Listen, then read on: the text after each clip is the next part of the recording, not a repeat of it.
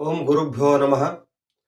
ಒಂದು ವೇಳೆ ನೀವು ಕೂಡ ಅದೆಷ್ಟೋ ಸಲಹ ಇಂತಹ ಸಂದರ್ಭಕ್ಕೆ ಎದುರಾಗ್ತಿರಬಹುದು ಅಂತ ನನಗನಿಸುತ್ತೆ. ಅದೆಂಥ ಸಂದರ್ಭ ಅಂದರೆ, ನೀವು ನಿಮ್ಮ ಸಂಗಡಿಗರ ಜೊತೆ ಕುಳಿತು ಅದ್ಯಾವುದೋ ವಿಷಯದ ಮೇಲೆ ಚರ್ಚೆ ಮಾಡ್ತಿರ್ಬೇಕಾದ್ರೆ, ಯಾವುದೋ ಒಂದು ಸಂಗತಿ ಸತ್ಯ ಮತ್ತು ಯೋಗ್ಯ ಇದೆ ಅಂತ ನೀವು ಹೇಳ್ತಿರ್ಬೇಕಾದ್ರೆ, ನಿಮ್ಮ ಸಂಗಡಿಗರು ಅದು ತಪ್ಪು ಮತ್ತು ಅಯೋಗ್ಯ ಅಂತ ಹೇಳ್ತಿರ್ತಾರೆ, ಅಥವಾ ನೀವು ಹೇಳಿದ್ದನ್ನ ಒಪ್ಪಿಕೊಳ್ಳೋಕೆ ಅವರು ತಯಾರಿರೋದಿಲ್ಲ.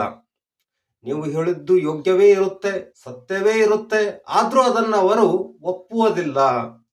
ಯಾಕೆ ಒಪ್ಪುವುದಿಲ್ಲ ಅಂದ್ರೆ, ಮನುಷ್ಯನ ಒಂದು ಸಹಜ ಸ್ವಭಾವ ಇದೆ ಬಂಧುಗಳೇ.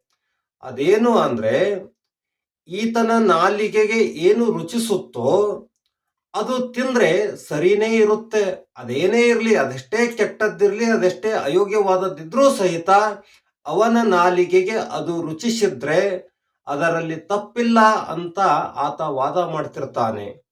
ಕಿವಿಯ ಸಂದರ್ಭದಲ್ಲೂ ಹಾಗೆ.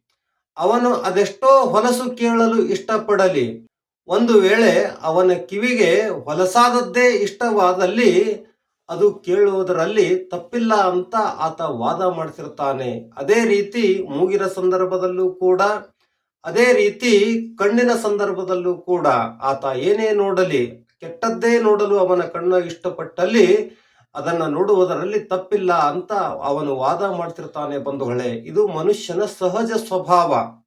ಆತನಿಗೆ ಗೊತ್ತಿರಲ್ಲ ಪಾಪ, ಮನಸ್ಸು ಬಹುತಾಂಶವಾಗಿ ಕೆಟ್ಟದ್ದನ್ನೇ ಇಷ್ಟಪಡುತ್ತೆ ಅಂತ.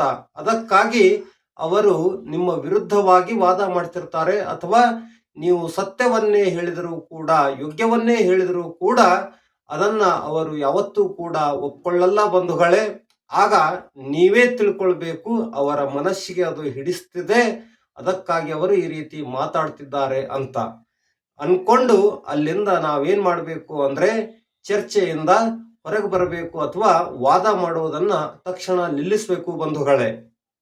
ಧನ್ಯವಾದಗಳು.